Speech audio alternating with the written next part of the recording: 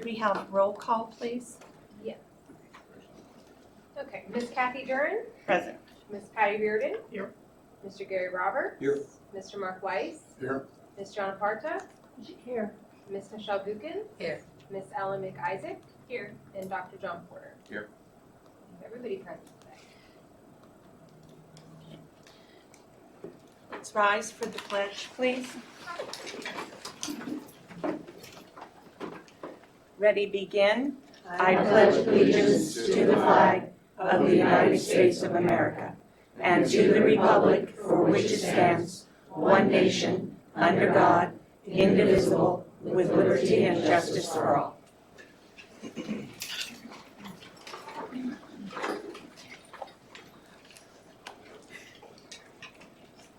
Do I have a motion to approve the agenda? Also move. Second. All those in favor? Aye. Aye. We'll move into the presentation portion of our agenda. The WASP interim report, Dr. Herman? I will hand this presentation off to my principals, is that correct? Yes. Mr. Morales, Ms. Jarvari, and Ms. DeYoung will give us an overview of the upcoming WASC interim visit. Hi all, thank you for coming. For those of you who don't know me yet, I'm Lena Dian, the Director of Student Equity Support here at the Palm Aerospace Academy. I'll be starting us off for the WASP Mid-Cycle Review Report. Our agenda is the stakeholder engagement and timeline, our WASP visiting committee recommendations, the elementary school overview, and then the overview of what the WASP interim midday or mid-cycle report day will look like. There we go. Super eager for it. All right, so again, part of my role is working with LCAP and all the school plans. That sort of encompasses the WASC document as well. We're currently in year 3 of our 6-year cycle. And so part of that this year was creating the document. And last year we had our governance team D begin to look at the WASP document, particularly the data pieces that go into it. Fortunately, that's all very aligned for us because we follow the same cycle of inquiry for WASP that we do for LCAP. The major difference being that WASC is really staff-driven, whereas LCAP is stakeholder-driven, including you, parents, students, and myself. So as I mentioned, we started looking at the WASC document and drafting it as early as October of last year. We've really been working on it the last few months, making it quite robust. It's currently at 87 pages. Yeah. Next week, we'll have our governance teams, and not just governance team D, but all of our governance teams, which are A, organization, B, curriculum, C, instruction, D, assessment, and E, culture, looking at different portions of the WASC document to make sure that we've captured all of the elements of the school, especially as the different governance team members bring a unique perspective that we want to capture in the narrative and also in the data pieces to support that. So this is just a little Venn diagram. I hear it makes math people happy. Yes. So as I mentioned before, WASC and LCAP are really aligned. The main way in which they are superimposed is that there are overarching goals, the continuing to improve conditions of learning, increase achievement for all students, and increase school/community connectedness are directly aligned with our LCAP goals. Those are our 3 LCAP goals. It's what drives our school. They're aligned to our mission and vision, and that's what we keep coming back to. We want all of our plans to be cohesive, and WASC is no exception. So, without further ado, hand it over to Mr. Morales for the thank you. recommendations. So here comes to the other part. Good afternoon, I'm Mr. Morales, the middle school, high school principal. And so in the Argent recommendations, part of this self-study is to definitely look at all these different pieces, and as it aligns, we definitely will see the need to continue to improve conditions for learning through our PSAT and our AP scores and our SAT scores, making sure the students are making that grade there and standardized testing. making sure that they meet all their A through G requirements as well. We want them to be college bound and be ready for that if they choose to do so as well. And also that increase of community connectedness, right? Having our community parents and all of our parents join in and be part of the student learning. The additional recommendations that were put out, part of this is that vertical alignment, having those formal ways of looking at the collaboration and the experiences that teachers have to align everything that we're doing from 6th grade all the way through 12th in the middle school, high school. And ensuring that they have dedicated time for them to complete these tasks, because yes, you do have to talk. And that's not something that you do over the phone. It's certainly something that you do in person as you're working through the different lessons, as you're working through the different pieces, and looking at what all the different departments are doing. It was also recommended that there was an incongruence between the achievement students receive in their class, in their AP class, and the AP and SAT scores. So we're looking into aligning that as we look at our data and we look at how to really hone that in with our grading as well. And that also ties in with the formation of formative common assessments as well as summative assessments, and have those drive our instruction, which we already do and have done for quite a while. But overall, we do have a built-in preliminary foundation to our parent engagement, and we'll just continue building on it and making it better each year. That was the part of it. So I turn it over to the elementary principal. Hello, my name is Priya Darbari. I'm the elementary school principal. I want to give you a quick overview of what our elementary school looks like. So we have approximately 670 students currently, and we have 23 teachers who have been hired so far. Our hiring protocol was a three-pronged approach. We started in January with an informational session where we screened our applicants. People were invited as an open house. The candidates came in, they looked at what our vision and mission was, they looked at our plan, and they were welcome to apply for a written portion of it for phase 1. After that, we were scoring them. It was a blind scoring, we followed a rubric, and then we screened the candidates for round 2, which was a demo lesson and a face-to-face interview. Further along after this process, we chose those candidates to move to this phase 3, which was a roundtable challenge and a design challenge. And that's how we ended up with our teaching team. We have our instructional programs very closely aligned to a middle school, high school campus. We are making sure that our students are coming prepared to meet the vision and mission of our school. To make sure that our teachers are well prepared, we offer a lot of professional development opportunities for them starting July.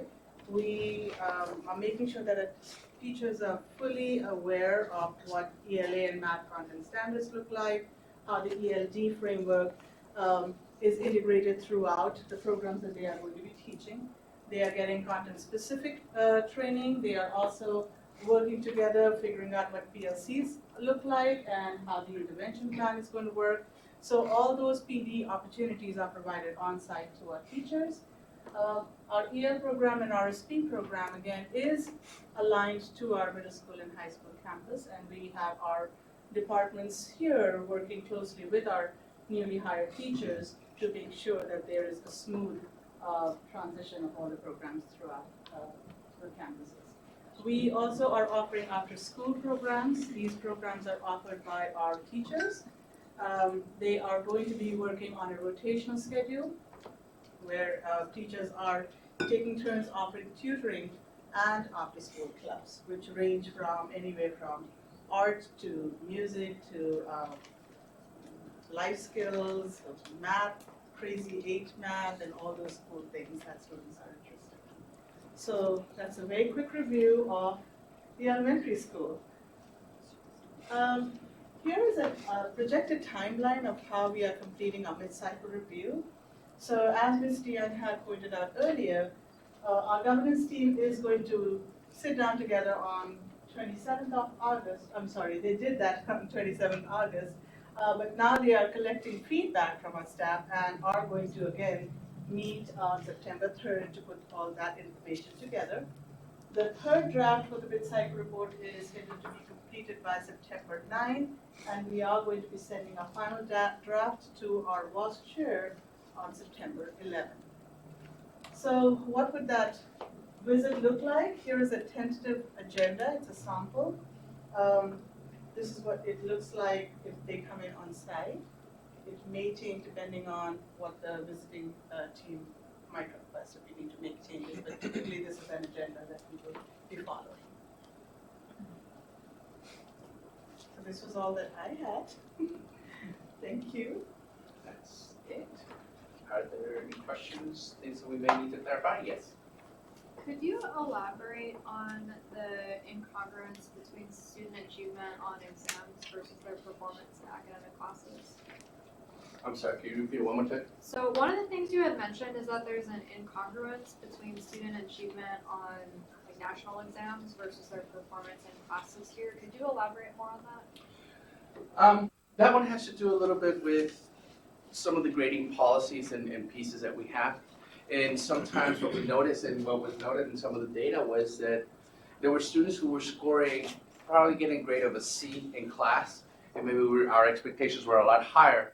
And yet in the AP exam, they were scoring a 4 or a 5, meaning that they really excel what they learned. So some of these pieces are kind of there, so it's just a matter of realigning ourselves. Our expectations are pretty high, so that kind of, I was But wondering start which grading a little bit direction different. it went. yeah. Okay.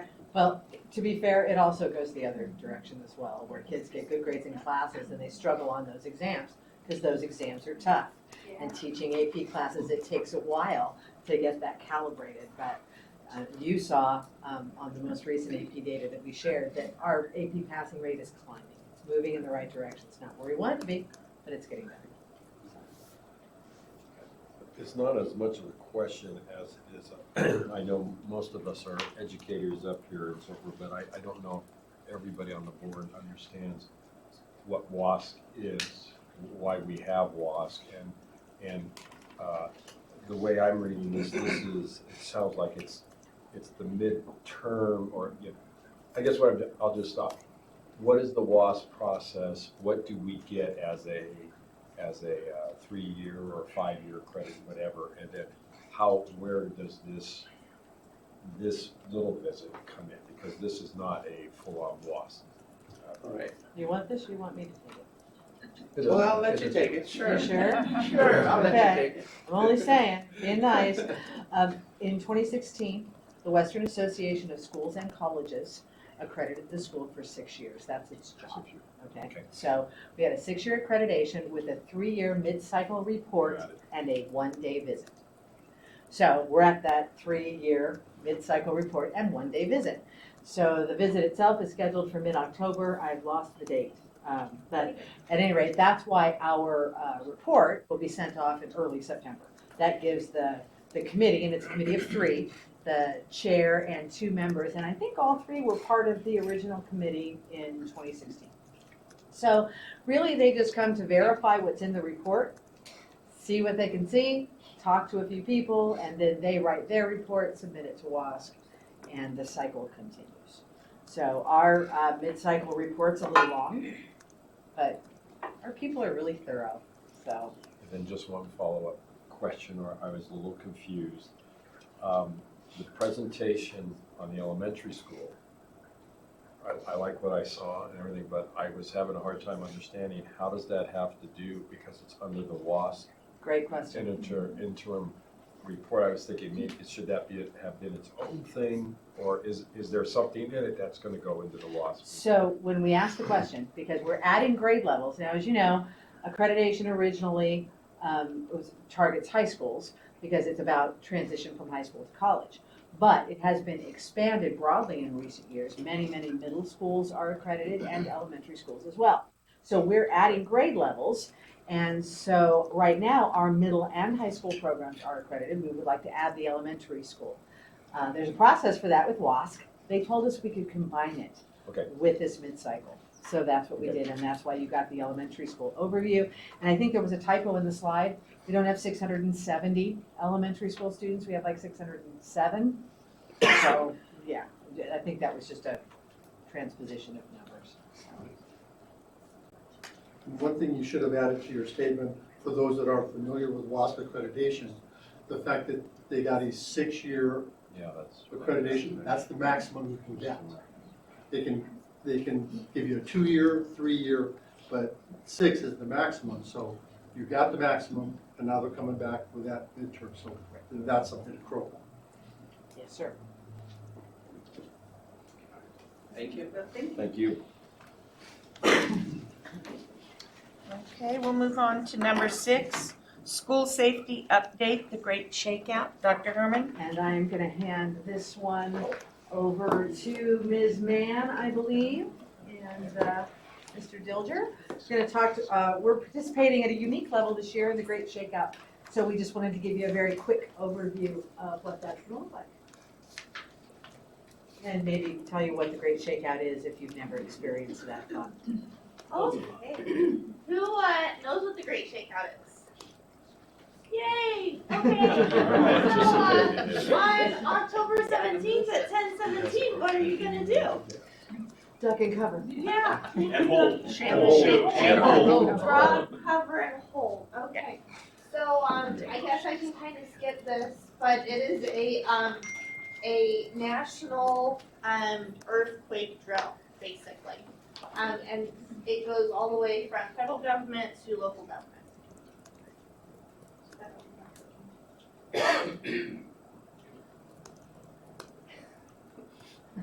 No, there should be one more. Oh. Okay, all right. It's only 4 slides. So our involvement this year, TPAA is part of the AG Schools Emergency Planning Group. It's a group of local PIOs, school safety officers, district admins.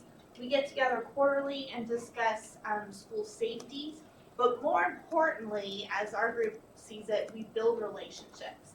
Because in a true disaster, it's our relationships that are going to help us succeed in it. You know, it's one thing to know that we have local law enforcement officers. It's another thing to be able to call the local law enforcement officer. They can hear my tone of voice and understand that I really need something. So that's great about this group. Not only are we part of this group, but we were asked to be on the planning of the larger community-wide Great Shakeout. So the city of Lancaster and the city of Palmdale, both their emergency preparedness staff members, have put together a large Great Shakeout. The cities will do full evacuations, so on and so forth. We've come up with a scenario that is still a secret.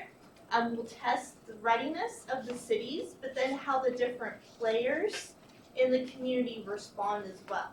So we are a player, fire department's a player, Edwards Air Force Base is a player, so on and so forth.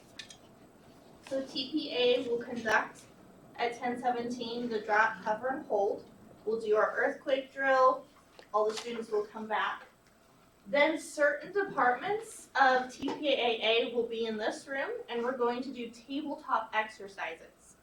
I do want to reiterate, there are tabletop exercises. We're not deploying resources. Nobody is. We're all doing tabletop exercises. So we'll have facilities in here. We'll have campus supervisors. We'll have TPA administration and some other staff.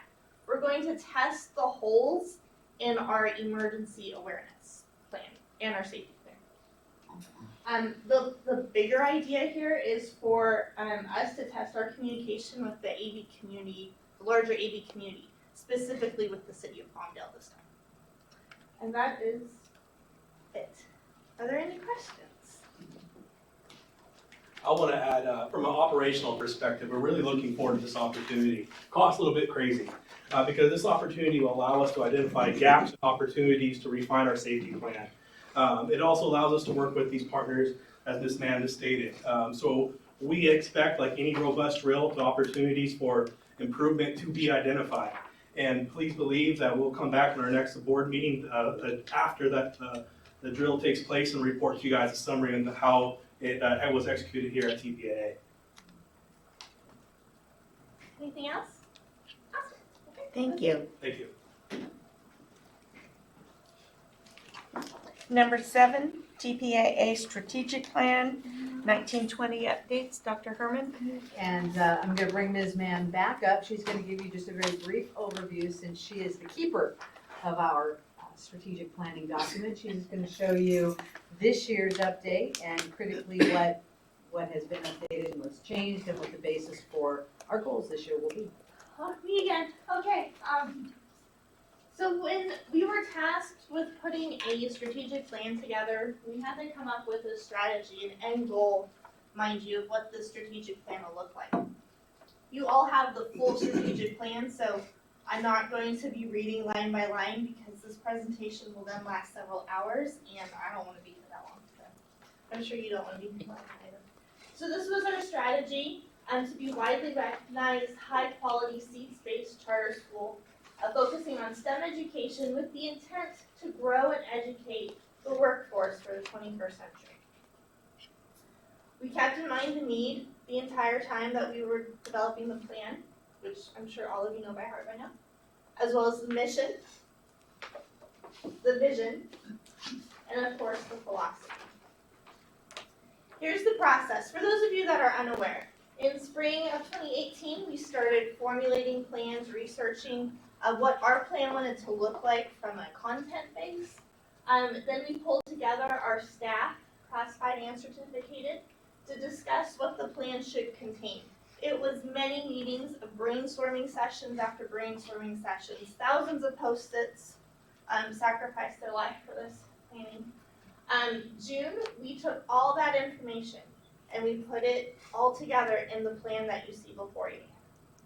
And then in September of 2018, the plan was presented to the board and to staff in its completed form for the first time. As we move forward and make revisions to the plan every year, I'm hoping that the board can become a bigger part of giving input to the plan, crafting the plan, and hopefully giving some additional direction. Out of the brainstorming sessions, we developed 3 goals. I'm not going to read them for you here because you all have them. But these 3 goals we found aligned with our LCAT goals. So for, as you can see, strategic goal 1 and then LCAT goal 1. I like to think of the strategic goal as the more wordy goal, the LCAT goal as the really succinct goal, and then finally, educational excellence was the overarching theme for that goal, if that makes sense. Again, goal 2, our strategic plan goal, aligns with our LCAP goal, and then out of that, we title it the umbrella goal, faculty and staff excellence.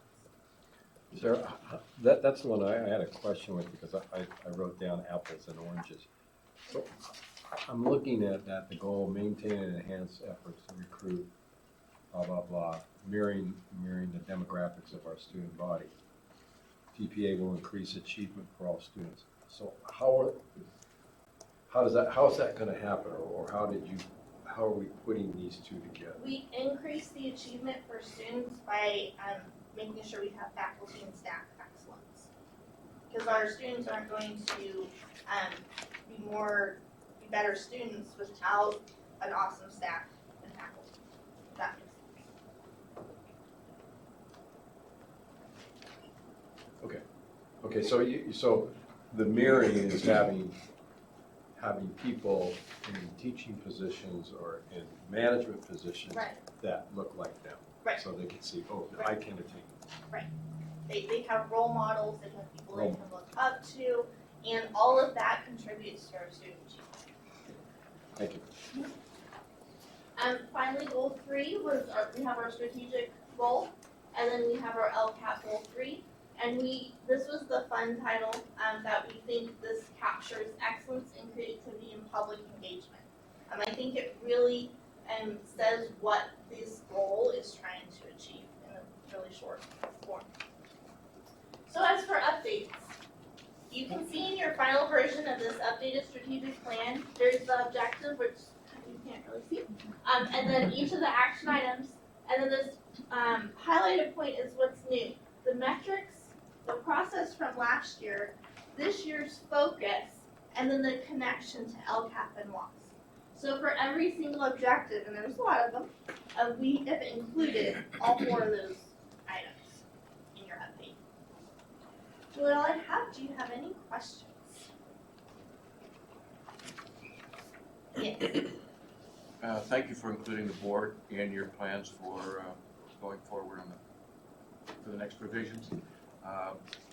Yeah, I for one would be happy to weigh in on some items. Anything else? It's a very large document, so if you have any other questions or suggestions, and when we start putting the revisioning committee, I guess we'll call it next year, I hope you can be included. Anything else? Okay, thank you. Thank you.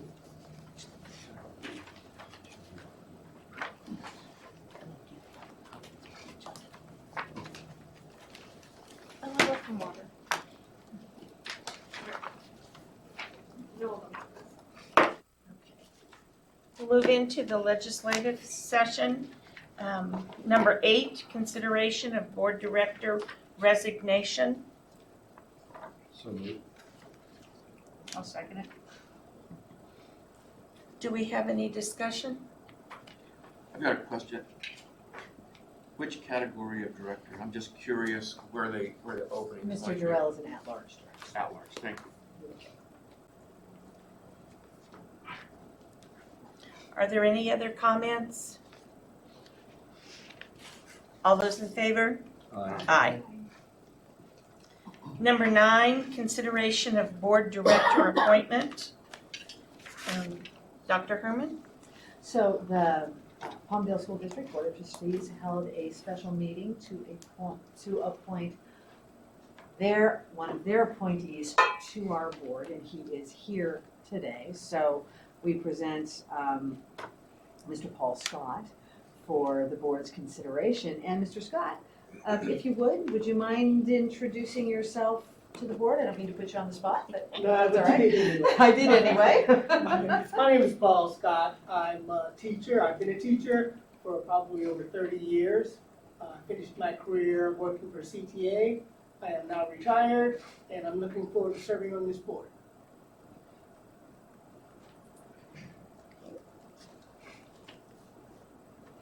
Do we have a motion? I move to accept that appointment. Okay. All those in favor? Aye. Aye. Mr. Scott, would you like to join us? Please.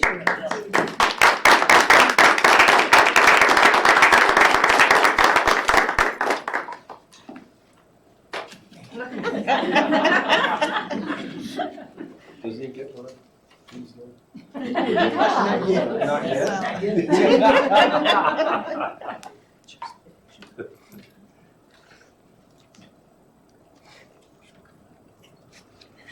Okay. Number 10, consideration of 2018-19 final budget unaudited actuals.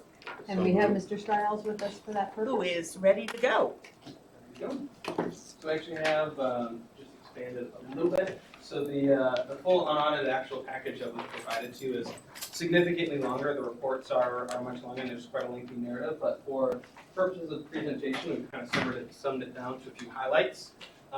As a spoiler alert, it's a great financial report as there's no surprises and it's pretty much good news and business as usual. So starting with the main highlights, you can click to the second, just the second page. There we go.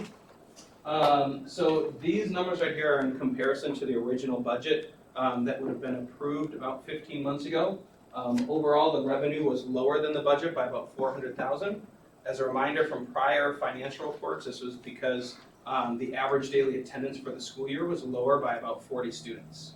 If you were to compare this, the final revenue that we ended the year with, to the second interim budget, which would have been done at the end of January, we were only off by about $60,000 on a $23 million operating budget. It's about 0.2%. So overall revenue, once you take into account the decrease in the number of students, was pretty much right on target. In terms of expenditures, it was over budget by $260,000. That's a little over 1% of the original budget, and we'll go into a little bit of the changes later on in the summary highlight.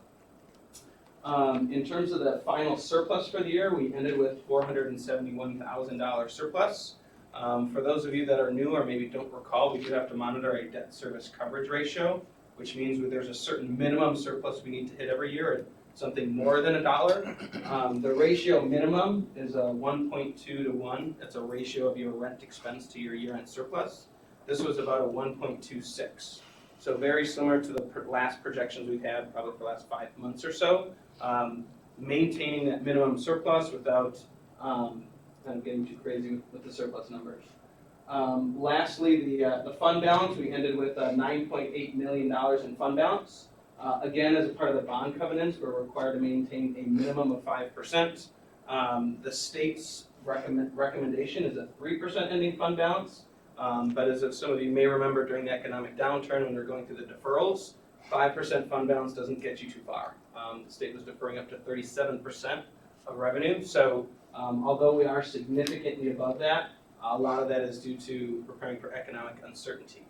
The other thing to keep in mind, the difference between the fund balance and the cash balance, in other words, like the money you actually have in the bank, your fund balance includes the value of all of your assets minus all the liabilities you owe. So included in that nearly $10 million fund balance is about $3 million of receivables that the school has earned but is still waiting for the state to collect. So there's a lot of things in that balance that you couldn't necessarily cash today as if it was your bank balance.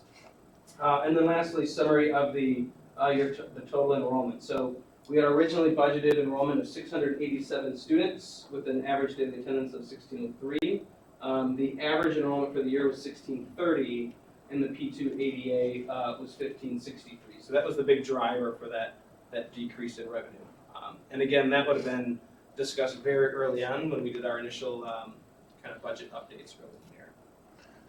So Scott, I know that in here we're looking at enrollment increases and so forth that take into effect the elementary, but if I wanted to look at just this, what are you saying would be our, since we budgeted last year 1687, if we just look at the high school and the middle school, what are we budgeting, what are we having it at for this year?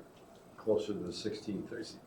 I'm kind of taking out the elementary part and just seeing, are we closer in line to what we think, or? So we have, I don't know the numbers off the top of my I head. think I can give them to you right now. I do know the budget that the board had approved is significantly less than where the current enrollment is. Okay. Usually what happens is enrollment starts to climb up significantly later on in the summer, and then it's usually the first day of school when you actually find out which kids show up. There has been a growing trend where enrollment numbers look really good when you're going through the budgeting season. All of a sudden, first day of school comes and there's a number of kids that don't show up because it turns out they were applying multiple places. That hasn't been the case. So when we come back and do a 45-day kind of formal budget update, we'll be able to tell you exactly what it is we're projecting. But currently, we're not expecting this kind of a fluctuation in 1920. To follow up on that, because I'm looking at our LCFF target calculator, it is reflecting about 100 more students in the 9 to 12 grade level in 1920. Mm-hmm. We feel pretty confident that we're going to be able to hit that. The vast majority of those are coming from ninth grade, where we usually struggle, and now we're over-enrolled in ninth grade, and in 11th grade, where we've held on to more students this year. So I can point at the kids, we just have to hold on to them. Next slide. So this is a kind of the highlight of the revenue section. Nearly all of these line items are directly correlated to the average daily attendance, and so that decrease of $400,000 almost exactly correlates to the roughly $10,000 per student that the school receives. So there were not a lot of significant changes in terms of like one-time funds, local revenues, those types of things. All of the revenue fluctuations for the year ended was almost directly correlated with the average daily attendance. And again, it was almost identical to the second interim budget that we have prepared and presented in January. On the expense side, there were a couple fluctuations, all of which we have previously discussed at board meetings. Can you click forward one more page? So this is kind of zoomed in on the total expenditures and the surplus for the year of $476,000. The major areas of fluctuations with books and supplies was a decrease of $509,000. A lot of this has to do with the timing of purchases, whether it's major tech upgrades, replacement of devices, that sort of thing. Timing of textbook purchases is also a big one.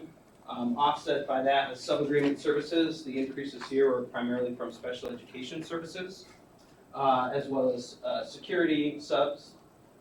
Professional services, there was also a $258,000 increase. If you dig into that a little deeper, the largest part of that was professional development. Originally, the budget was about 70,000 students, or $70,000, but we added significantly more there in terms of supporting teachers. And then operations, an increase of $123,000, and then depreciation is actually a non-cash expense of $174,000 increase. So again, overall, while there were some fluctuations in the various kind of the different buckets that exist, the overall overage was only about 1% of the annual budget that was originally approved. Laura, kind of, not to use, but I think Laura will have it. So with the professional service, I can't remember, did we increase that in the budget for this year? So that we're already taking care of for the professional? Okay. Correct. Yeah. Maybe Scott knew. So the next slide, so this shows the, again, the ending fund balance of $9.8 million. Started with a fund balance of a little under 9.5. And again, the fund balance is significantly different than the cash balance because this accounts for a lot of physical assets, cash that's yet to be received, that sort of thing. So that's mostly it for the unaudited actual report. Like I said, not overly exciting, pretty consistent with all the prior months reporting. Any other general questions, comments on last year? In terms of timeline, and in terms of how this year kind of formally gets wrapped up, this gets now submitted to the district, and then we start the formal financial audit through the third-party independent auditors. So that audit report is due to the state December 15th. So assuming we didn't do anything majorly incorrect, you're getting a repeat of all of these numbers come December. Actually, November. November. Yeah. Sometime before December. That's what we're hoping. Do we, I move the unaudited actual financial report. I need a second. Second. Are there any other comments or questions? Members of the public, I have neglected to include you. Nobody? All those in favor? Aye.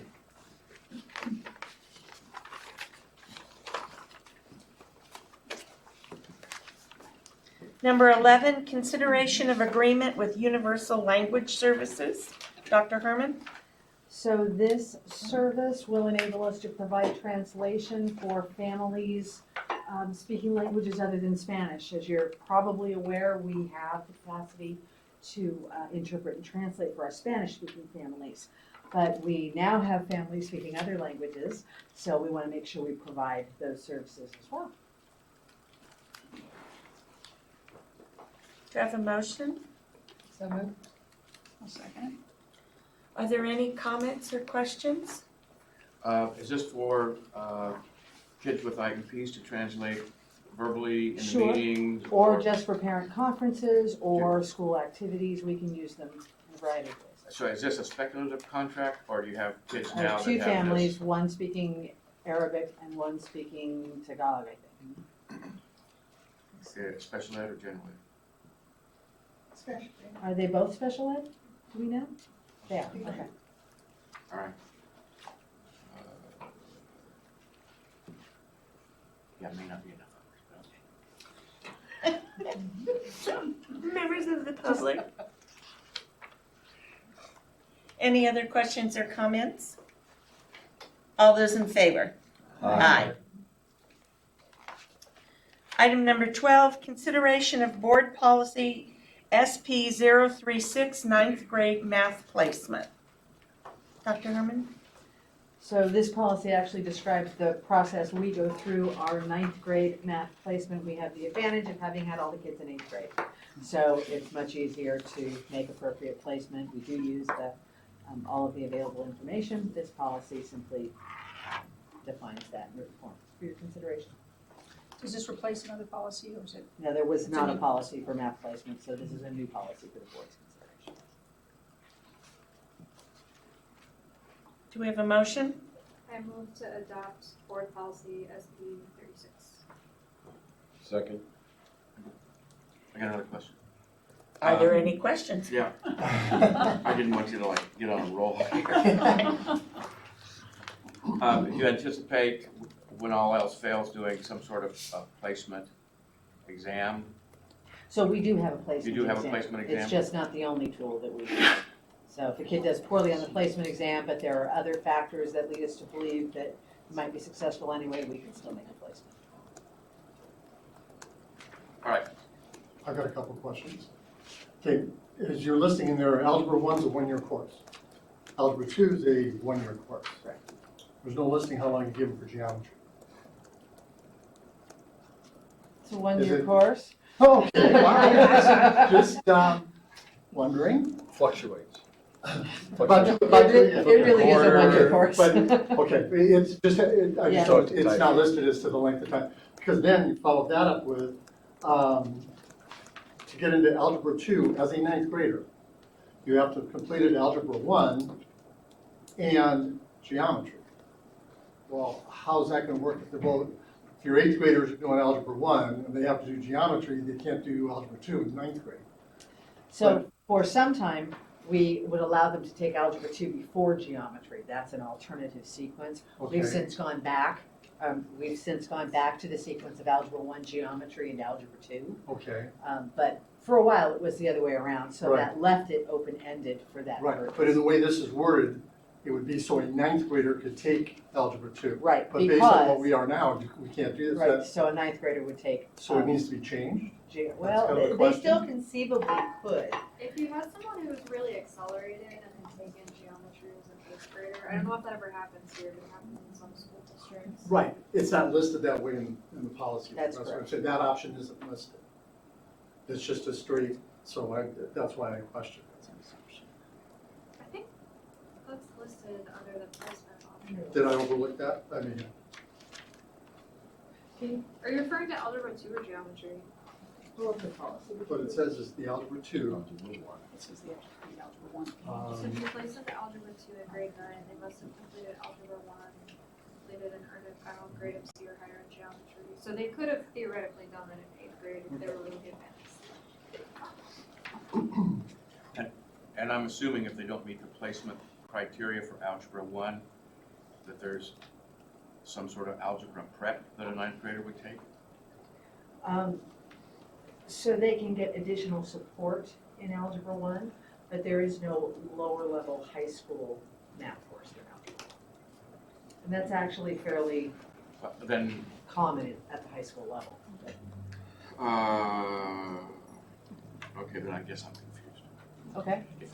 If you've got, if all kids are going to go at least into Algebra 1, then then I don't get why we're having placement criteria for Algebra 1 if all 9th graders are going into Algebra 1. So I think that- Yeah, at the very least, unless they meet the criteria for geometry or Algebra 2. I think So that that's that's my the issue. The issue is placement for Algebra 1 or beyond, that students should be placed in a course where they're best equipped to succeed. I think that's the issue with this placement policy. But I think like what Mark's saying is there's really no way they can do the Algebra 2, because the way this is written, it says right here that you must have 1 year of Algebra 1 and 1 year and a C Geometry. grade in geometry. Mhm. So it's, So you'd either almost, we have so to, you'd have either to we do have to both in middle allow, school. Mhm. right, which, Which right now we don't really. unless we have that, where there's geometry, 7th grade is, do we have Algebra 1 in 7th grade? So Yeah. right now, we're not offering it. I think the policy leaves that open as a possibility, but right now, no, they would take Algebra 1 in 8th grade. I don't think we're offering it to anybody in 7th grade that I'm aware of. I think it makes sense to keep the policy as written, to keep that option open, because it does happen occasionally that students are advanced enough, especially if they transfer from another school where they might have taken geometry in 8th grade. Oh, You no, wanna I'm not, leave it I'm, with I don't an have a option. problem with that. I'm almost thinking, what I'm having difficulty with is why they need the geometry prior to going into algebra 2. Right, and like I said, we've offered it the other way around where they haven't had to do that, so this was. Well, do we need a slight revision that says, or, I mean, because now if we approve this, we're locking it into geometry before algebra 2. Why don't you let me take it back to the math department, because this reflects what they actually do. So it would be fine for this year, certainly, but I tend to We agree could- that flexibility might be a good thing. And I do have some trepidation over the silence on kids that really are ill-prepared for Algebra 1 at grade 9. They're chronologically ready for Algebra 1, but they may not be academically ready. And I'd feel comfortable if there was some sort of statement in there about what kind of supports might be available, Absolutely. but other than, we just don't do that here. Right, and we have Yeah. multiple supports But I- that are but I- available, so, But that would but be, they're not, that'd be good to be voiced, make it clear. okay, we'll do that. Do we need to act on this or table it? Then, can we act and you bring back a revised policy? Is- Or would you rather we table it? Once you've approved it, you approve it. We have a motion and a second. Which we can, Yeah, I can do a substitute motion to table till the next meeting. Because I have another what would you prefer concern. with it? You have concerns? Well, too? when you look at the recourse portion, if you look at the timeline, if everything goes at the far end of how long it says they can take to respond and replace a child, you're looking at maybe a month to 6 weeks. There goes a semester. That's a little, to me, that's a little long. You could, and it's, things happen, you get strict, but if we put it in writing that it's okay to go up to 5 days before we respond, and if we're not ready, then we can extend that for another response, and then we'll let the parents know another 2 weeks. If you start adding all those days up, then you can lose 3-4 weeks of instruction time, or movement time, depending on what you're gonna do with the kid, especially if we feel that they need to be moved to a remedial class or a support class, and the parent says, no, I want them in that class only, and then it becomes a back and forth. So Seen what that is it? happen. Just to examine that timeline, how much, Tighten it up as you much as give we somebody can. 5 days to respond, the administration 5 days to respond. Well, if they take that whole 5 days, then we're talking another 4 Okay. days time. I'm just concerned about the amount of time. It's kind of like tolerances. Yeah. If they're all plus or minus and they all go plus, you're in big trouble. Exactly. I'll take it back, if you move to table the motion, I'll take it back to the math team. We'll hammer out those details and I'll bring it back to you for consideration next meeting. Would you consider a substitute motion since you made the original? Do you want me to withdraw my motion? Yeah. Yes, please. I withdraw my motion to Okay. vote on board policy 36. Okay, and now we need a new motion. I move to table till the next meeting. I'll second. Is there any further comments or questions? All those in favor? Aye. Okay, so this will be back on the agenda? Yes. Okay. All right. Item number 13, consideration of contract with Maxim Healthcare Services. Dr. Herman? We have a student with some special physical needs. We have made arrangements for one-on-one assistance for her, but that is not in place yet. So until we get the permanent one-on-one aid in place, we need to contract, and we found Maxim Health Services for that purpose, to bring in an LVN to provide service for the student while we're waiting for the permanent placement. So moved. I'll second. Okay. Are there any questions or comments? Yeah, I see that it's a temp thing. Yes. I get that. I have experience doing that and I get the drill. I'm concerned though with a couple of clauses in here where they're speaking out of both sides of their mouth that may cause you some grief. Let's say you have a perfectly acceptable permanent person in 60, 90 days. You may get stuck with paying 50% for the rest of the year because the contract is so written. Yeah, that's section 3.10. Look at section, 3.10, causes me some grief.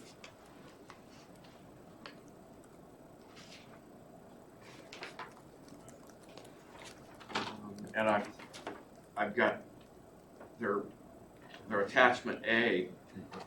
It talks about mileage. No mileage is mentioned anywhere in the contract, but since you've got an attachment A, it doesn't say we're not paying. You may get stuck with mileage. Of course, if you start paying mileage, then, well, if you're paying mileage for it, then they're on the job, and then you may get stuck with portal to portal, and it's silent on that issue. That they get paid for the time they walk through the front door, and then they clock out and leave. We don't, the day starts, and our responsibility to pay them begins and ends when they cross the door. No mileage, no portal to portal, unless that was the terms of the agreement, then that would need to be No, I put in think the here. understanding was no mileage. Well, And I think the understanding was no payment, No portal payment to portal. ends when we're done. Okay, we should probably clean that up. They've got some, they say that it can be canceled for 30 days, but then they say What section are you looking at? 3.1 is the one. 3.10. Yeah, it's the one that gives me heartburn. One It oh, says, Yeah. Go down. Go down. 10, Co- 3.10. compensate 3.10. maximum There you go. 50% of the uncompleted portion of the original assignment period. And they're calling the original assignment period because there's no other dates in here, a year. Unless you're gonna use this for a master contract and you're gonna do a specific contract for the individual. I think that was the understanding, is that this is the master contract. The contract for the individual would be specific to, I think they, Well- because we don't know how long it's gonna take to place the person, I believe it was gonna be in a week or two increments. So that, we had them for a block of a week or two at a time for the individual Well, LVN. This contract is for a school year. So this goes till the last day of school. In the absence of another one that's more clear, you could end up having two people on the payroll for the same position pretty easily, I think. And that stings. Because of how it was written on the board item, it looked like you were calculating wages and so forth in estimated times. But that wouldn't come to pass under this contract. It says educational institution agrees to utilize personnel for the specific period of time. Did we specify that somewhere? Not in this contract. It's not You can find it. specified? I It don't should think be it's specified. No, it's not specified. Wait, no, scroll down. I additionally have concerns that as you read the board agenda item, it says $48 an hour, averaging $2,160 a week. That's 45 hours a week. That's 9 hours a day. We don't have any kids going to school for 9 hours a day, do we? No, we don't. So that makes me wonder, then are we paying portal to portal? By portal to portal. When they hold up.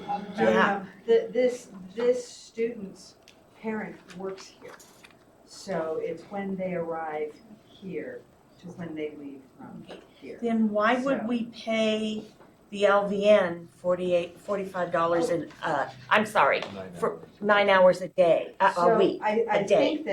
think that the point of the 9 hours a day was to give an outside possibilities. You're actually paying, we would actually be paying for the hours the LVN is here, clocking in and clocking out.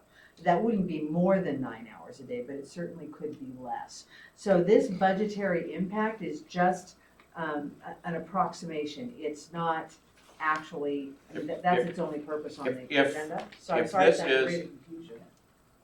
If this is merely a basic contract and it will be added to with a specific contract for each individual placement, then this may be just fine, but it shouldn't be used standalone and have a person show up to start working with that student. There should be a specific contract with really the assignment and so many hours a day, and no mileage, no nothing, a lot of specificity. Having worked with these kinds of vendors, they can be real lifesavers, but they will use their contract. So I will tell you very honestly that we became aware at the very 11th hour that we needed a vendor like this. We thought we were going to have the individual in place and we didn't.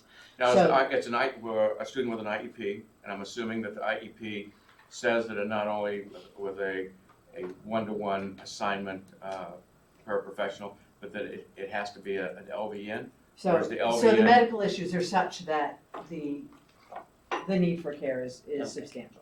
Okay. So anyway. John, are you saying in a sense that if we could go ahead and If this approve this, if this is a but master until we contract- see, but we could approve this, but until we see an individual contract for someone working with this Correct. student, Right. where nobody should start working with the student with just this contract. We need This to is approve outlining the basic other stuff. contract. Okay. And it had the appearance, because of how the board action item is worded, had the appearance that it was also a specific contract for one particular placement. And with that particular clause, because you're anticipating it being temp, it will cause grief. So- If this is the master contract, then it's fine as a master, because you would specify the contract and with renewal options if you get further delay. So in an effort not to stop this process, because I do need to get someone in to provide assistance for this student, would the board consider approving this contract in the form of a master contract, understanding that there will be a specific contract of a limited time frame for the individual that we bring That in? would come back for ratification at the next meeting? That's right. And I feel And our comfortable because fiscal policies allow for there's that, nothing given the specific cost. in here anyway. They couldn't hold us to It anything. isn't, yeah, it's a There's nothing master, specific. They can't hold us to anything. Or they told us to everything? or that. Jillian, do we need to revise the motion, or can we approve it with that language in the minutes? I think it's fine with just that language in the minutes, because when the motion was made, it wasn't actually specified what we were. Approving it as a master contract? Yeah, but I had that discussion in there, so Okay. when I write up the minutes, I'll have it as the motion, what you guys decided you want to approve it based on, and then who's agreeing. Are there any, go ahead. Are we in a sense giving direction to staff to go ahead and sign a individual contract that would could then come back to us to be ratified? And within So our that fiscal should- policies, I do have the authority to do that and have you ratify, given the cost here, so long as it's temporary and not all year long. Yeah, I'd In just the like to best see, I'd interest just like of to the see student. protected. Yeah, absolutely. Are there any other comments or questions from the public? All those in favor? Aye. Okay, item number 14, consideration of appointment to TPAA Foundation Board. Dr. Herman? So, at your last meeting, you appointed directors to the foundation board. The foundation board bylaws indicate that it has between 3 and 5 directors. It has been running with 3, 2 had stepped down. You, as a board, appointed 1 director to fill one of those vacancies. We need you to appoint at least 1 more to fill the second vacancy. We had received 1 application, but it was too late to get on the agenda. We left the application posted for folks and we received 2 more. So now you have 3 applicants to consider for this particular foundation board seat. The one we had received, but was too late to get on the last agenda, was the first applicant who's listed, Trixie Flores. The other 2 came in after that, but you can certainly consider all 3 for that foundation board seat. But have these been before our board development committee, and do they need to be? No, for the foundation board, they don't go through the development committee, they just come straight to you and you take whatever action you want. Now, I will say also, you could choose to say you'd like to interview these candidates, or, you could choose to have a subgroup of the board interview these candidates if you'd like. The foundation, go ahead. Well, We this is, probably need a motion to discuss this. Move to approve. who? Well, you can do Consider- that. we- I'd To make a consider- motion to appoint all three. To consider all three candidates. To consider all three candidates. I'll second whatever she said. Okay, Okay. we'll Dr. prob- Porter. We'll probably need to amend that. Not the second. Well, but it gives us an opportunity now, we can discuss this. Well, here's my, again, I'm back to trepidation. With the way the construction and the monies are, this is really a little different animal foundation than, say, the SAFE Foundation that raises money and buys trumpets and drums. This is a multi-million-dollar enterprise, and potentially multi-million-dollar governance that's independent from this board, and that's the part that I'm not real comfortable with.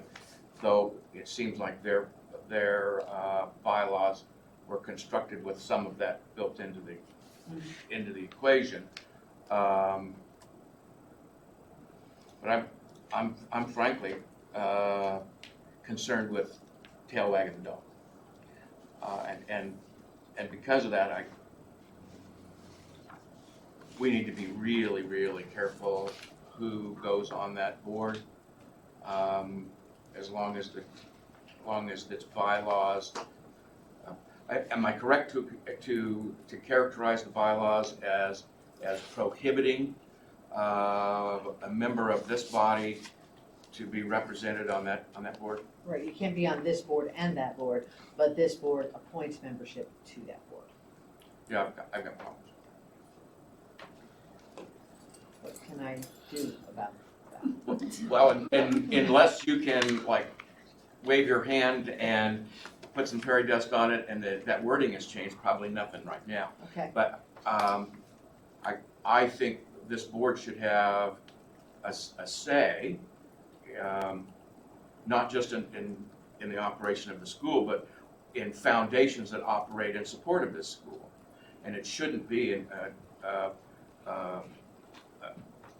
really a totally separate and independent body that makes decisions on their own, or has the capacity to make decisions on their own, that may be in conflict with what the board of directors might choose. That's my thinking out loud. My thinking is that Dr. Herman and I have had a conversation about this. I was under the impression the foundation had to operate under the Brown Act, and apparently they don't, which that piece gives me concern. That's a lot of money.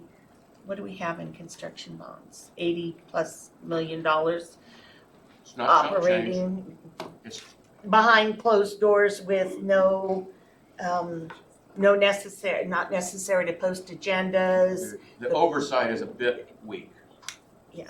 So I'm also concerned that none of the people who have applied have any real financial experience, That's business operations experience. Yes. Ms. Flores has some experience in the construction end, but she has no arbitrage or any of that. My other thought on this is the foundation that raises the money for the school. I don't see any big fundraisers here. This foundation, just as a matter of information, this foundation does no fundraising. It exists entirely to be the entity that created the LLC that holds the lease to this property so that we can qualify for SB 740. This is just the way the state of California tells us to do this. So while it is absolutely true that that all of that bond financing goes through the foundation isn't generating any other monies, nor is it having any other impact other than to hold this facility. But even in terms of maintenance of the facility, the day-to-day operations, we as a school and you as a board make those decisions. The foundation doesn't even do the They're maintenance the on the air landlords, they're conditioning. the landlords. They're the landlord, They're but the they, landlords. but we do everything. So, And then, but going forward, that's probably an instrument that'll be used for other activities of a similar fashion.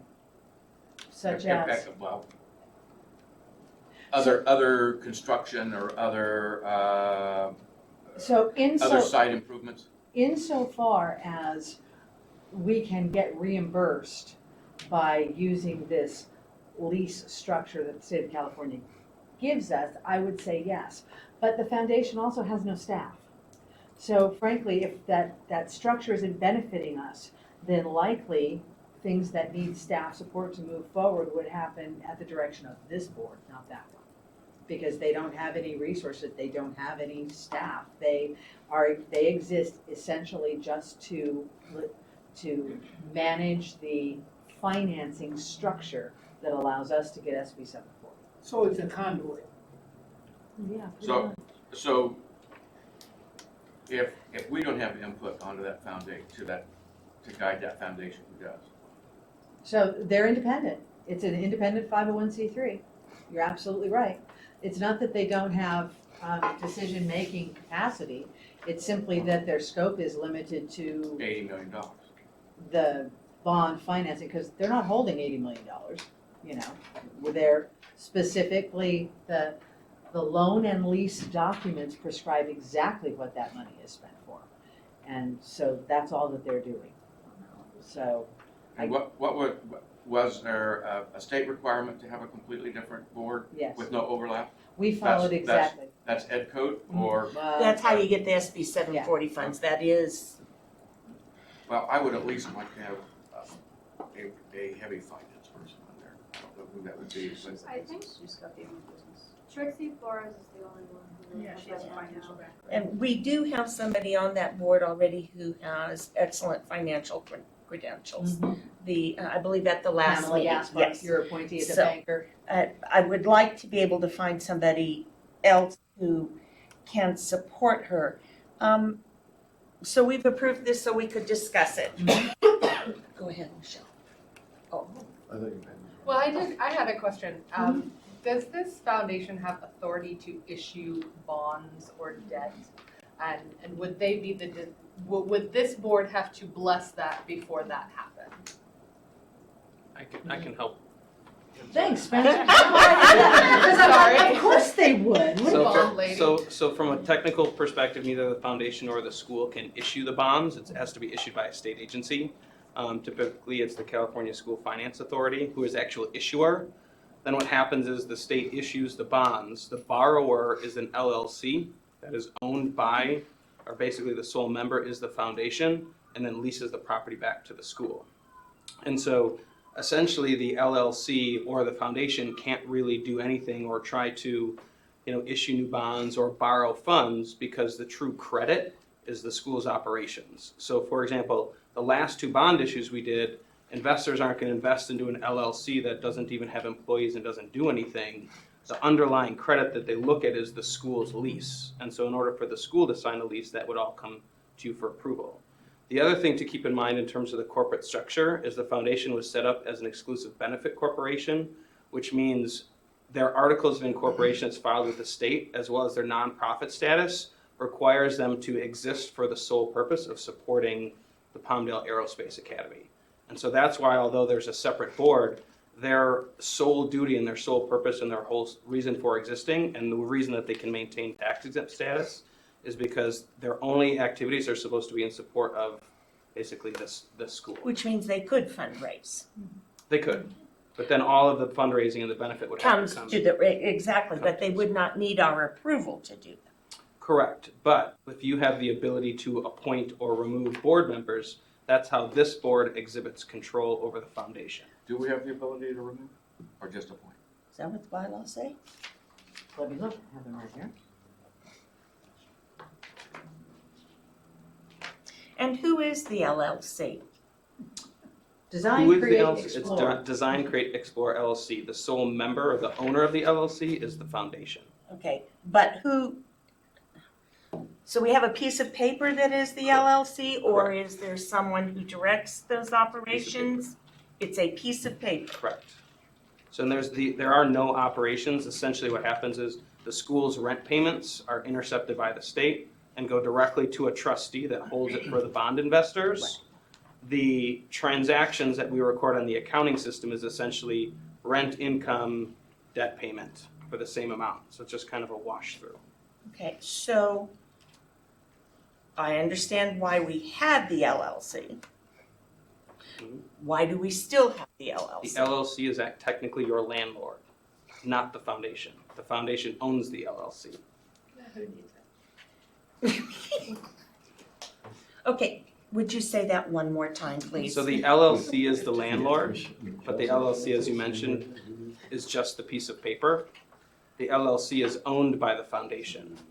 Yes. So there are no persons attached to the LLC. Just the three board. Correct. Just the foundation. And in answer to your question, yes, this board can remove directors. I have a So couple then the of question is, questions. it really gets down to, are we happy with one of these, or do we want to advertise again, or Or do That's we really want to invite or is them that all the in? two choice, Yeah. or the third choice? I have another question. I'm not sure if this is something we can do, but if we choose not to elect some of these people to the foundation board, are we allowed to contact them to encourage them to apply to our other openings? Because we have 2 positions open on this board, right? Yeah, you have a wide range of options here. Okay. You can, if you don't want to act this evening, but you want to interview them, you can do that. If you don't want to act this evening because you're looking for a different skill set for the foundation, but you want us to reach out and say, consider an application for a spot on the board, we can do that. So absolutely, your direction is pretty open-ended here. Mrs. Googans? Yeah. Well, just trying to make sure that conceptually we're all on the same page. The LLC files an annual report, correct? It has the taxes and it Correct. reports the ins and outs, which is a one-for-one revenue and expenditure of the money that we're getting from the SB, from the facilities that goes in and supplies and pays our debt service along with the other funding that we may have that's supporting that same principle. The only clarification that I would add is because it's a single purpose and sole member entity, the LLC doesn't even have a tax ID. Okay. So if you're looking up for like the tax returns, all of that financial activity is filed directly with the foundation. So if you're Okay. looking for like the foundation's Form 990, the annual tax return, or anything filed with the state, it includes all of that activity. But they're only able to benefit us. So Correct. these people could not determine that they wanted to start another charter school somewhere else and issue debt and then support that. It is a collaborative organization with our organization that allows the unique funding that has to take place in order to build schools to happen for us. And if that was a risk, you as board members have the power to change board management of the foundation to avoid that from happening. Okay. They would also endanger their own tax exempt status. Do you have any other question? No. I do have one last question. I read in their bylaws, and I believe you just said it's a 3, 4, 5 member board. Correct. At whose discretion can it be increased to 4 or 5 members? Is that? See, I couldn't. It's silent on that. So I broached the subject with the foundation board directors at their last meeting and suggested that I would have a conversation with this board to get your direction on that, bring that back to them, and, because it can go 3 to 5. And we have 2. And we currently have We currently have 2 and 1 vacancy. So we really do need to fill 1 vacancy, but you could choose to fill 2 or 3 without changing the bylaws. I think, from my perspective, I would like this board to, or even perhaps our board development committee, if the whole board felt it was too much, I would like to have either the board development committee or our board interview these folks to find out whether they're really, because I don't see in their resumes that they're exactly what I thought we were looking for. And Trixie's close. I mean, I will say that, but More the closest yeah, but I'm not sure that I'm comfortable without at least the board development committee interviewing these folks. Okay, so we amend. Withdraw that and table it pursuant to an interview session, bring it back to the next meeting as the substitute motion. Perhaps, it was me, and I would just like a point of clarity. So, because of, in this valley in particular, there are challenges in finding people who are very adept at both bond issuance, school facilities, and all of the things that this encompasses. And right now, we have 2 people out of a 3-member, organization. They can't take any action, or essentially they're ineffective right now. No, Well, they have a quorum. They have a quorum. Yeah, they can Okay. act. Yeah, they have a So we're quorum. okay. So that was the importance If of they're a last 3-member time. board, if they're a 5-member board, no. But they're, Well, I would just note, if there is someone that the board feels comfortable with to fill the 3, do we then say, then it benefits to us, it benefits us to consider expanding it and maybe dig a little deeper to try to get some more applications in who may have those particular backgrounds. I don't know if it would do us any good to meet with people who don't, on paper, have any of those boxes that we would tick. It might not be supportive of their time either, if that's not really what we're needing. I think I agree with you. But Trixie seems like she has at least experience in the right direction, and it might be worth meeting with her to see. So, You From can my do a quick perspective, I think it might be worth further conversation with Trixie. And the other 2 might be a good fit for this board, which has openings. So we might want to encourage them to apply to openings on this board. So one of the 3 is also a teacher here. So while he could be on the foundation board, because you just can't have a majority of interested members, he could not serve on this board. Well, the one who's not a teacher. There you go. Fair enough. So did you withdraw your motion? Oh, I can withdraw my motion. Okay. So then we need a motion. I'll move to table and ask the board development committee to interview who they see fit, and then bring back a recommendation next meeting. And I think we already have a date set for 2 2. interview times. might be so here we can both. include those with that. That would Very be good. Just clarification. What I was hearing though is it seemed like the board was very comfortable with having Trixie interview, but now it sounds like what the motion is that we're gonna interview all 3. That's what I understood. Are we And interviewing all 3? I didn't. Well, I left it up to the development committee to make that decision, which ones they wanted to interview. in just talking and looking at what our focus will be, then I think Trixie would be the only one I Yeah. would be interested in interviewing. And I don't know how you feel as a board development. No, that's all I Same felt. boat, yeah. My clarification was I really didn't want to have all these people take time out of theirs if we were really channeling and Right. just kind of getting to know Trixie and see if that's a That's good the fit. fit, see if for that's her, the if fit. that was But the And fit. so I'll suggestion reach was out to the made- other 2 and encourage them It was to encourage Flores Mhm. to apply for this board opening instead of Mhm. the, And I'll just Oh. encourage Dan to. because of her background, she could be a good fit for this team. Yeah. For this one. Yes, yeah, she's, Worked with STEM curriculum development. She's got a military connection. No, that's I don't know Amira. what the Star-based That's program That's is, Amira. but sounds interesting. That's at the That's the school thing. on the And, base. and she's opening, she's Okay. working with, getting involved with women in aviation, so. Really? Right. Yeah, it just, She would be wasted in the other capacity. I She believe so. seems like she's fit for. Yes, I agree with you 100%. We'll So I reach would- out and ask her. Let's see if if she'd she be can interested consider in that. joining this board. Absolutely.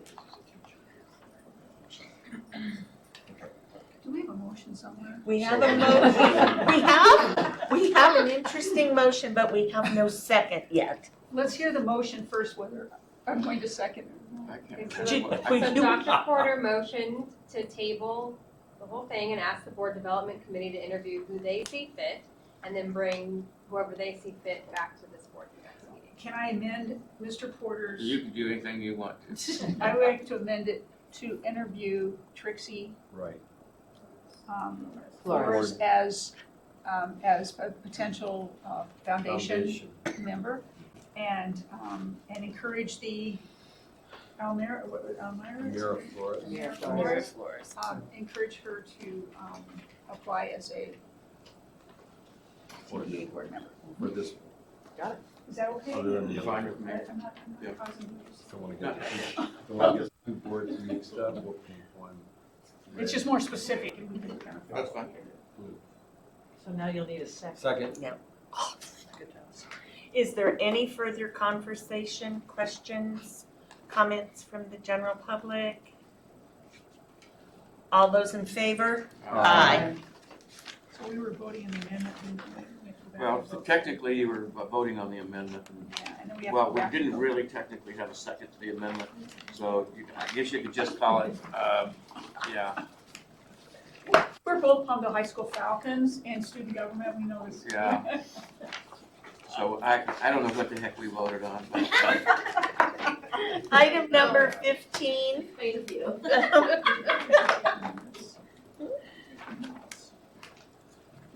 We have Jillian. Oh, well, I do. Item number 15. Jillian, did you transfer that motion over to her as amended? And just take my name off it. Consideration of board director self-evaluation instrument. There's no action necessary. It's a discussion item tonight, and I'm going to turn that discussion over to Mark. Oh, but why? Because we put you in charge of Oh, it. well, thank you so much. Just as kind of an introduction, we've got a little bit of a disconnect since I left Palmdale. I developed the form in the electronics that I had with Palmdale. When my name hit the retired list, they unplugged me from the system. So I have no access to it at this point. You guys have more access than I do if you fill out the tiny URL I sent out. But do you still get robocalls about what's happening at different schools when they're gonna start? I haven't I yet. get those. I Yeah, get the yeah. robocalls. So I'm working on getting plugged back in so I'll have access to the forms again. But I did send out the form to all of you with my first run at putting together that self-evaluation form. There were, the last I looked, there were 4 responses. I don't know if any of you had a chance to respond. Did you all get a chance to at least look at it? Yeah, I respond. So what we wanted to do here was, what do you think? What do we need to change? What do we need to get? Because this thing needs to be a working document for us, not, something that we can look at and say, okay, this makes sense and we can work with this to make us a better governing body. Now, Kathy sent me a charter school board directors template from Charter School Development Center. Got it after I sent out the form that I developed with you guys, that I sent to all of you. So I'm not sure what your thought was on that. Didn't From we your already email. look at that? Yeah, that was. Yeah, one that- of the- yeah, So we you did. sent We me- had- you sent me we a want a separate hybrid. stuff. Yeah, that You was, sent me a I sent the separate one. link. I when said, asked me about it. because I Created, thought so I didn't you have had said access you to, didn't any get of it. Mark's. So I wasn't. You Oh, didn't so have a that copy of was it. the same one we Yes, already it's had. the same one you Okay, already I had. thought you sent me a separate one. I'm It sorry. was actually Mark's that he created, I just sent it to you. So you never got anything from me, Mark? Hard to Okay, say. when I originally put it in, Mhm. I was going to track emails just to see who responded. But by doing that, it also attached your name to your answers. And I did Oh, not you- want. Okay, So right now, like I said, I saw 4 people responded. I know I responded. I responded. I did. Okay, 1, 2, 3, it's that's been a while 4. since I looked, Okay. so you may have responded and I haven't seen, because I haven't looked at it in about a I'm week. non-responsive. So, and Paul, you weren't on the list at that point, so you never even got it. As soon as I get plugged back in, I'll send it out to you. Okay. So, with the responses that you have, as soon as I get it, then I can pull it up and it'll give us, compile all of the answers. How'd you guys feel about it? I really appreciated how easy it was to access. And I was surprised at the things that I couldn't answer that I knew about, right? There were a lot of questions where I had to go, ooh, I'm not exactly sure about that piece. And I think that is maybe some very valuable guidance for us to identify some of our own needs as a board and kind of guide how we move forward. I think maybe even our first step is, what are those top 10 we don't know, that the board, and how do we tackle that maybe? And I felt the same way as I was compiling it, thinking, what's this mean? So, anyway, I wish we had the things, because there was some like on policy or on mission statements or things, and I put, I don't know. But my feeling was, if we had all the data together and we started talking and somebody said, no, Gary, that's this that we do. Oh, okay. I just, I'm not putting, and that's why I wish we had all that, because I thought that having that discussion, then I'd start feeling better that I'm not the scarecrow who doesn't Well, that's know what- anything, that I actually That did was the know intent. That was the some plan. stuff. until I That was the decided to retire and lost. And that's why I liked the form. The form was very good, because it generated for me, I put some I don't knows, but I was thinking, you know what, when we discuss this, somebody's gonna bring it up and go, no, that's this thing that we do. Oh, okay, I understand it. I'm just not connecting everything, but I think we would have been able to do that. That's why I liked the format. I liked the questions that we had. Did the questions flow in a logical way? Yeah. Okay, that was what I wanted, because I shifted stuff around. As you start shifting stuff around, you kind of lose track of, well, let's see. No, I wouldn't change the format. You good with it? Yep. Felt like a good start. So if we could encourage everybody who has not, I think the dog ate my Completed it? I'd email. like to do it again. do you want to do it again? Well, I Mark can says he send out doesn't the have link to mine. everybody again, and then if you've already done it, maybe just don't. But Mark says my Come on, name but was if you on haven't, or then go ahead and fill it out. No, what it was is, there's a way, in forms, there's a way that I can collect emails, so I can see who answered. But if I do that, then when I go to individual, then I can pull up so I can say, Gary said this. And I don't, right. you guys don't care, I just I think, don't care. it's up to you guys. I mean, I can put it back in, that way I know who's answered and who hasn't. But I just, some people are a little, No, rather not. That's fine with me, because all I want to do is I want to generate where I want to see the data and start discussing some of that stuff to see where we're Well, all it still at. pulls all the data. Okay. It's that's not linked to anyone, but in that sense, other than the number of people that answer, I don't know who's answered or not. I can say, I've got 6 answers, so I got 4 more people that need to, or 5 now, to answer. I can tell you that, but not which specific individuals have not. I don't know So if that's important. Jillian sends it back out to everybody. She can just resend it. It's still active. I just can't pull it up for Okay, myself. We've already answered, we don't need to answer again. Correct. What if we choose to answer again? Then, Is that gonna overwrite the first answer? It's gonna be a Just duplicate. add it to us. I think it'll just, That's why it's- I think it'll duplicate because there's no. So let's be careful, if we've already done it, don't do it again, everybody Right. else get it done. I hate to put it off another month, but But if you want, again, if everybody's comfortable with anybody knowing what your answers are, then I can turn on and we can collect the emails in the future. And then at that point, I can lock it out so nobody can change it. So we make that decision. Now, a question I have is, I thought that when we discussed this was going to be more of a work study prior to the regular board meeting. Can we not do something like that? Sure. Like we did today, have this as at 4 o'clock, the regular meeting start at 5, but it just a little work study thing. What do we think about it? What's the data show? And So that would be our decision, and we could do that. We could set that up. This setup, the object was to get this in, because we wanted to Right. get this started, so put it together so it would have, you would have all had a chance to see it and give the input that you're giving me now so we can start to refine it. And I asked for it at the end this time because we have the reception Right. ahead of time. Right. Do you set board development committee meeting? Did you set it for next month before this meeting? We set up In other words, my all we- question No, all we is, set up was interview dates, We just set up interview dates. so we would, for the 5th and the 10th. so not directly prior to our next board meeting. So it's my apologies, because they didn't set that up, but I would have sent that out to you. Because after you do your interviews, you do need to Okay. Right. meet as a committee. Or if we get everybody showing up, we can But have we the could, meeting after the last set of interviews. but we could actually, oh, I see. We Yeah. don't have to have the meeting on the same day as the, If you all come to the interviews, we can meet at that point too. I just At need the to know end. that that's gonna happen so I can post it properly. Right. okay.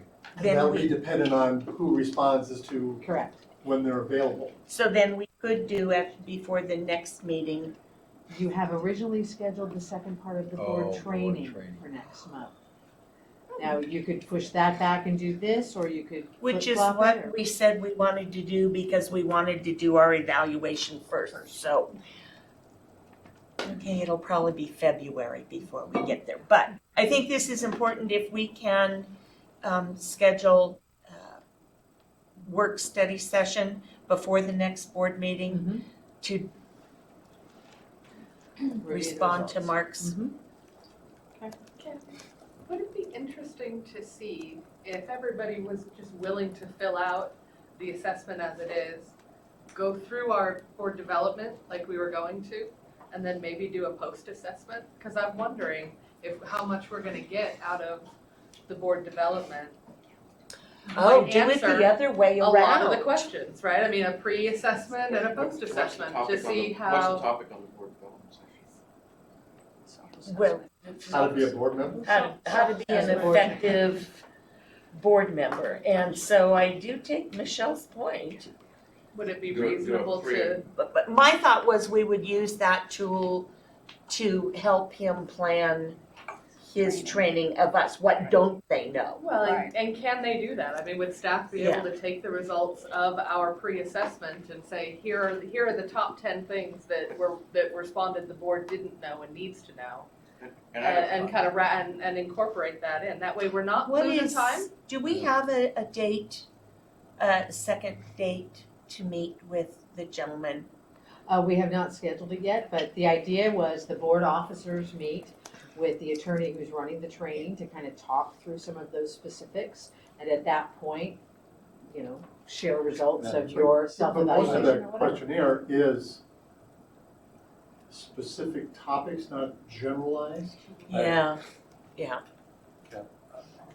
One thing that I'm a little concerned though is if we postpone the second part of the Brown thing is, I believe part of the letter from the district and what our lawyers also sent back to the district. would we be got a that we letter get- from we've received a letter We're all right. confirming we are okay. We're okay? We are okay. We This- received that. I yeah. apologize, I thought I shared that. I'm sorry. No, Yeah, okay. I think Okay. our friends at the district will appreciate the meaningful process and the Okay. introspective. So May we're- I think I'm taking Michelle's point. Could Mark, after you got everybody's responses, if you could get back an email to us the top 10 things that the board in general doesn't know, couldn't answer.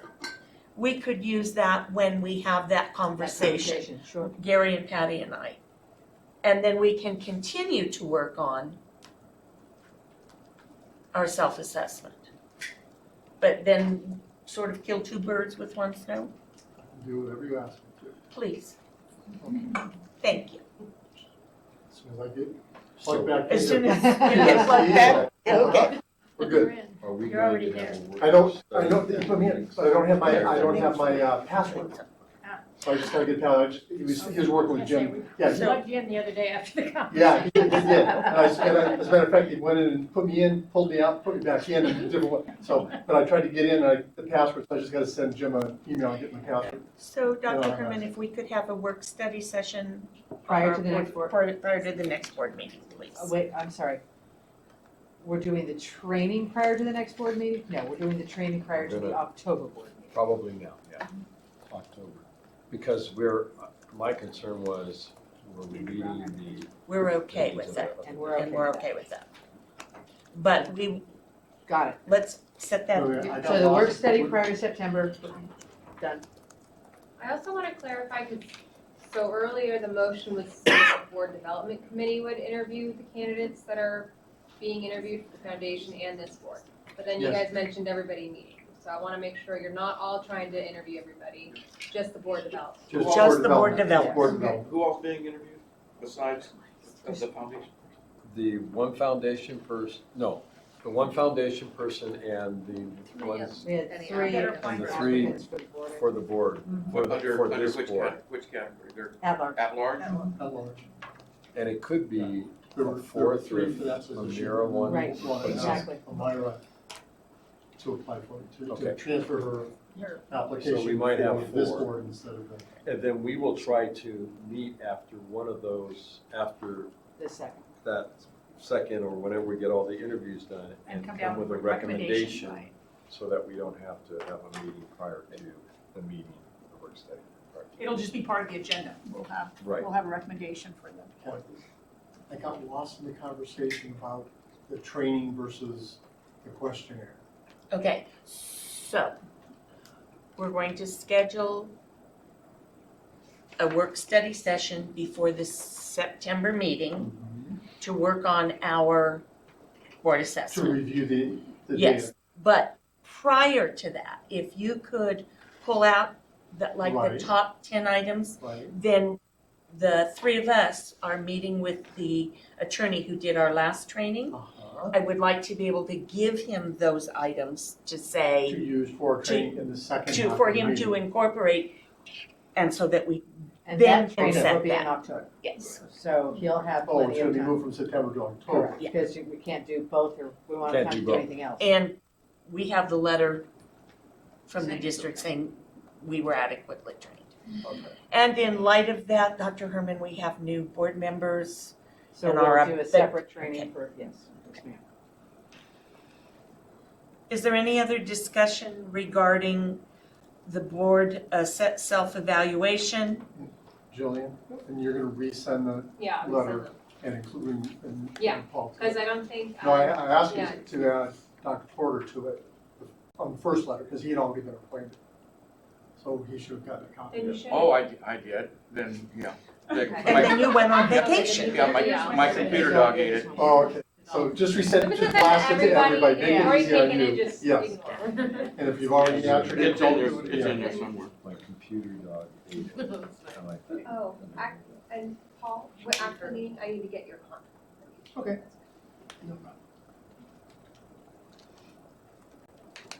Any further conversation?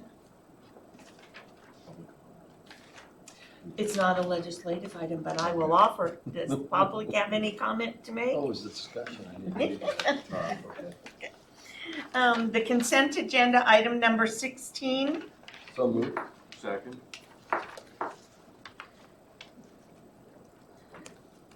We don't generally have conversation unless we pull something out. So I have a question.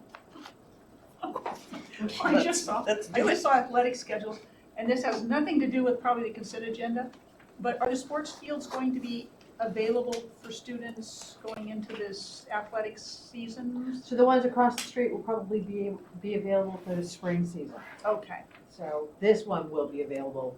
so our soccer teams will be going, Bless their hearts, they practice everywhere. They are Okay. so wily and crafty. all right. They're great. They're in your backyard. Okay, I'm sorry. That's all right, that's a good question. All those in favor? Aye.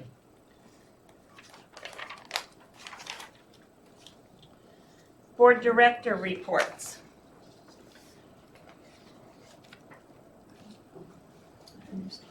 So talk Let's so go much. with talk so much. I just will say that Dr. Herman and I met with Palmdale on our partnership meeting last Friday, and discussed some things and worked out some items, chiefly making sure that the kiddos who lotteried in here have let Palmdale know that they are unenrolled there and what appropriate action is that we will take if they start school there. Dr. Herman, did you want to mention anything else that we discussed?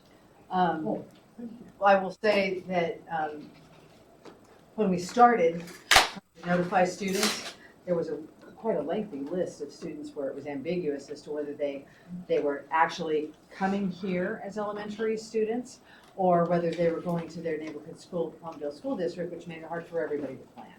So their staff and our staff, I think, collaborated well and worked really hard. We had it down to 11 last week, students that we couldn't get hold of. And we're still trying to chase them down. But the policy is if they attend school at their neighborhood school with Palmdale School District, they have forfeited their seat with us. And we will call the waiting list.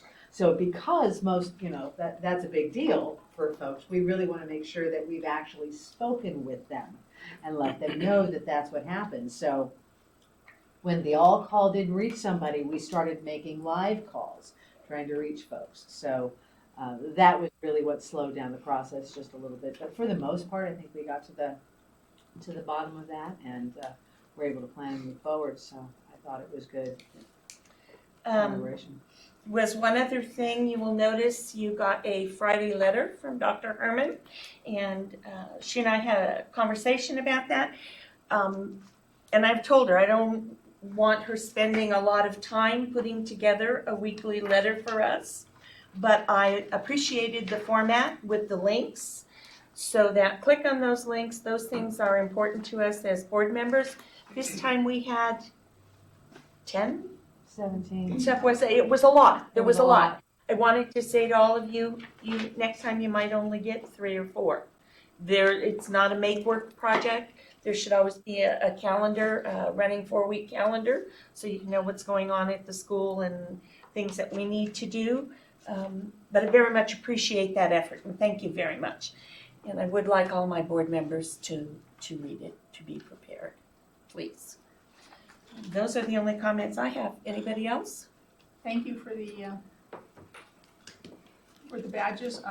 Kathy and I look alike on our pictures. Pretty much, and Gary is the triplet. The only thing is, I took Kathy's picture. I'd be happy to get one of you no, too. the only thing is, Sarah says to just, how do I send the picture that, You send any picture and we make a new ID with that picture. but how do I send it? In email. Email and Text it. Gary, don't worry about it, we'll Photoshop you, buddy, we'll take care of it. Who should we send it Okay, to? Groucho because- Marx, Groucho I have Marx. some old stock. I'll have to see if Lila can help me on this. Just a couple of things. I hope that I'm assuming the high school is back in session. I hope everything went well. I know that the staff was ready to go. I know that they were enthusiastic. Everybody's always enthusiastic for that first day of school. I was drinking coffee at my house and looking over the pool while all of you were enthusiastic here. But no, I really, it sounds like school started. Everybody, that first day of school, there's nothing like the first day of school every year. It's just, the kids come in, they're ready to be here, they're excited, staff's excited, and it's a great feeling. So I hope everybody had a great first day. Any other comments? Piggybacking on that, Mark and I both wandered in and hung out for an hour or two on the first day and watched first day activities. And it was a real pleasure to see enthusiastic kids back at school. And if you have a chance for the September 9th, you probably would enjoy it as much as we did, just feeling the vibe and watching the school work. I endorse it as a fun morning activity. And the only other thing is, this is my first meeting, and it's been a real pleasure. Hope to have more fun as we go down. Okay. Item number 18, CEO report. I promise I'll be brief. With respect to the Friday letter, just as a matter of information, there are some things you will get every month. I'll give you attendance data, I'll give you student discipline data, I'll give you a general construction update, like the last one I gave you, which was just bullet points of this is where we are, this is where we're going. Those things you'll get every week. As for the rest of it, you're looking at what we look at. So we're not creating data sets for you. We're simply sharing with you what we look at as we go through. So I hope that that is relevant and meaningful. If you want more information or interpretation, let me know. But I'm not going to produce it independent of something else until you ask. And if you ask, I would be more than happy to do that. So that's kind of how I thought to start this, and talking with Kathy about, how do we get you more information that is meaningful. You'll always get seats and standings and waitlist data, for example. I, for one, found it just about right. So just, if you want more of something, less of something, just, let me know. But no make work. We don't want to make work, okay? The staff, I truly appreciate that. I'm really trying to give you stuff that we're already really looking at. This is a very data-driven group you've got here, so likely you're just going to see lots of tables and charts and things we enjoy. So, also, I had a lovely discussion with our leadership advisors. We had a class of middle school students and a class of high school students who do leadership ASB on campus. And this board has talked before about the possibility of students participating in some way in board meetings. And so we talked about that, and their initial thought was they would love to propose a pair of students, an upperclassman and a lowerclassman high school level, who could participate as a pair at some level in board meetings, perhaps as guests of honor, perhaps as, almost as staff, but they would like to be part of this board's operations. They want to know how things work, which I think is fantastic. So I thought I would bring that to you just to think about, and then next month I'll have a proposal for you to consider as to how we might go about incorporating students into this process, because I think they could learn a lot from governance at this level. Look, just off the table, do we have TAs at the high school? Minimally, yeah, we do. Because I've been hearing that is not a curriculum-based, I know at the high school, they've done away with all TAs because it doesn't follow, I don't know if it's ed code now or something. I know this was going on for 2 or 3 years There is because some there's recent no ed code. curriculum that's Oh, I'll research based. it. Yeah, And you our might want to look into our that. TAs are listed as, generally speaking, they're a place where they can do work as tutors in classes, but I'll double check anyway, 'Cause there's because not- I don't want to be in a gray area. I think there's no There is instruction ed in code within the last, it just came out. I'm thinking within the last year, maybe Yes. even the last, since January, that really somewhere between cuts it back or outlaws it. Well, I know at the high As a- school, they've done away with it. Okay, They don't have any TAs. thank you. We'll dig into that. So, yeah, it may make their transcript hinky. We don't want that, so I will gladly look into that. The only other thing I wanted to bring to your attention, a couple of upcoming events. Just pay attention to that calendar, because we've got back to school night. We've got tea with the teachers for the elementary school students prior to their opening. Of course, we have the scheduled opening of the elementary school, and we are in a serious sprint to get that ready to go. But you'll continue to receive reports from me, including the report from the independent construction manager who came in today.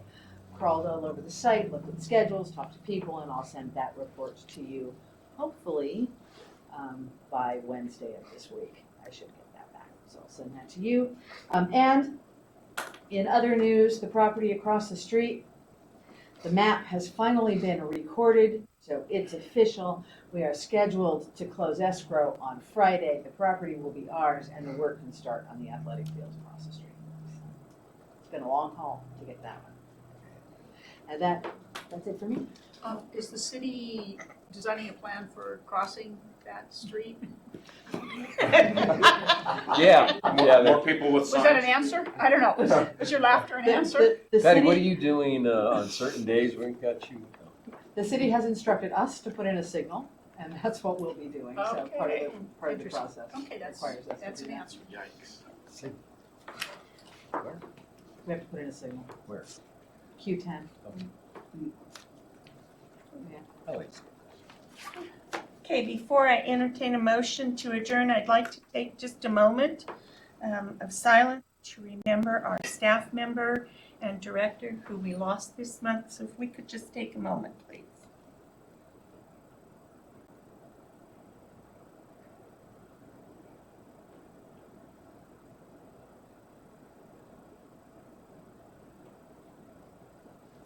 Okay, thank you. Item 19, adjourn. Second. That was a pretty good one. Patty's got to work on that. She was in our meeting. She Did she hit the gavel? It's so violent. Violent? Violent. Oh, no, it's a real